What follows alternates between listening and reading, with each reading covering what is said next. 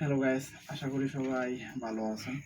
আবারও আপনাদের মাঝে একটি লাভ স্টোরি নিয়ে আসলাম।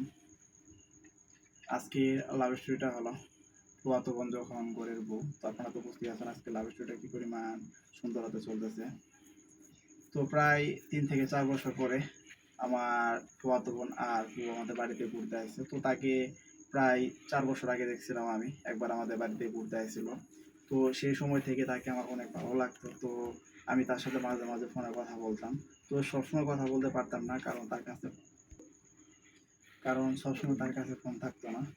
তো হঠাৎ করে যেহেতু তারা আমাদের বাড়িতে চলে আসছে, তো সে আমাকে বলতেছে যে তাকে নিয়ে নাকি ঘুরতে যেতে হবে। তো আমাদের এলাকায় একটি অনেক সুন্দর একটি জায়গা রয়েছে। তো সেই জায়গায় তাকে নিয়ে ঘুরতে যাই বিকেলবেলা। তো সেই জায়গায় যাওয়ার পর সে আমাকে বলতেছে তার নাকি ফুচকা খেতে মন চাইতেছে। তো কি আর করার, সে যখন এতবার করে বলতেছে, তো তখন তাকে বলি যে আচ্ছা সমস্যা নেই, আসো।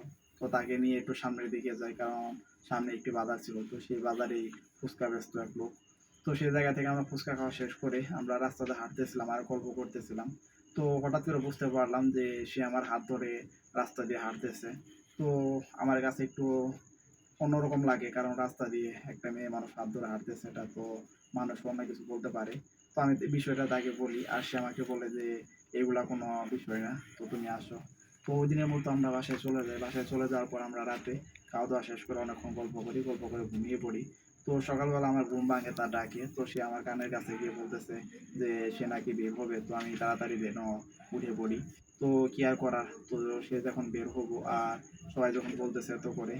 তো আপনারা এতক্ষণ পর্যন্ত যারা আমার লাভ স্টোরিটা শুনলেন, তারা অবশ্যই আমার চ্যানেলটি সাবস্ক্রাইব করবেন, শেয়ার করবেন। আবারও দেখা হচ্ছে আপনাদের মাঝে পরবর্তী কোনো লাভ স্টোরি নিয়ে।